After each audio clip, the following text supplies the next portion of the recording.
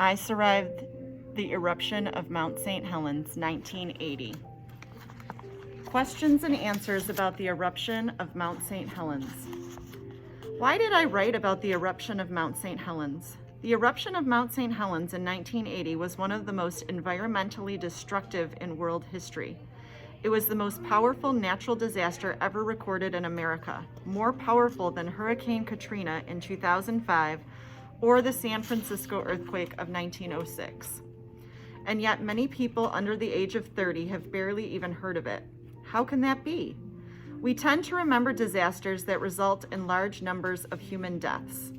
The Mount St. Helens eruption destroyed 230 miles of wilderness, but because the mountain was surrounded mostly by forest, it claimed far fewer lives than many other destructive volcanoes. 57 people died in Mount St. Helens. More famous volcanoes like Vesuvius or Krakatoa killed tens of thousands. But the eruption of Mount St. Helens was very important, and not just because it happened right here in the United States. It was the first volcano that scientists could study closely while it was revving up for its eruption. Today, volcano scientists, called volcanologists, have a much better understanding of volcanoes than they did in 1980, and that is because of the lessons learned from Mount St. Helens. What happened when Mount St. Helens erupted?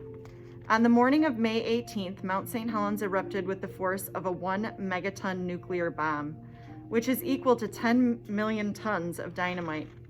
The front of the mountain actually shattered apart and collapsed, with rocks tumbling down the mountain in a massive avalanche.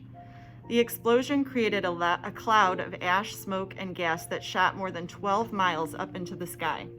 It triggered one of history's biggest landslides. It was 50 miles wide. The wave of mud and debris and melted ice raced down the mountain and swept away bridges, thousands of trees and logs, cars, houses, bulldozers, and roads. The eruption spewed a staggering amount of ash, 520 million of it. The ash blew eastward across the United States. In the city of Spokane, Washington, 350 miles away, the ash caused complete darkness. As far away as Montana, ash from St. Helens ruined crops, caused car accidents, and clogged airplane engines. Did the eruption really take people by surprise? Yes, the eruption was a surprise, and to me, that was the most incredible part of the story. There are so many warning signs. Thousands of earthquakes, yes, thousands, between March 20th and the eruption on May 18th. There were dozens of steam explosions, some that lasted for hours. Huge cracks formed in the mountain. Near the summit, the mountain was actually bulging out from the pressure inside it.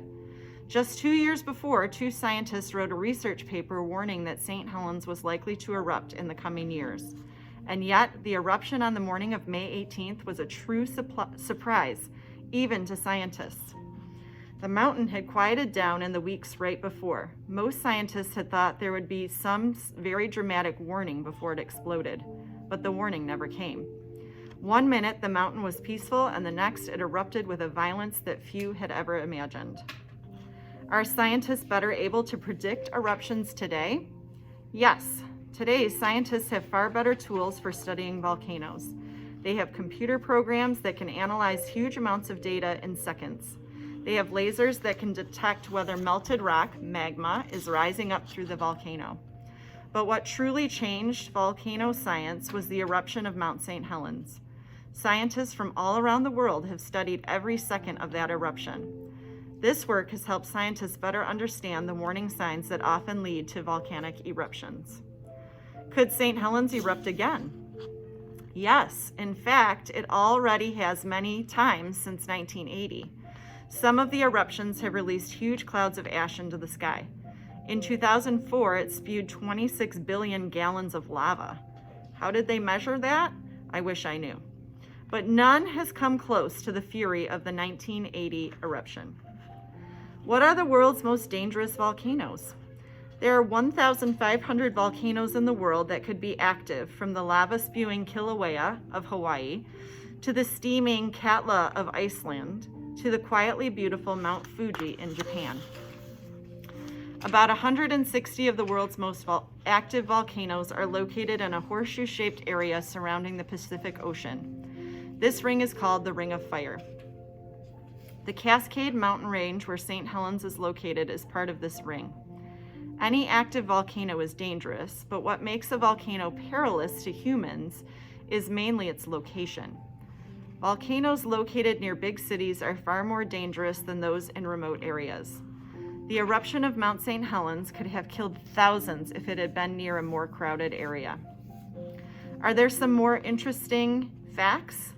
Yes. Height of eruption cloud.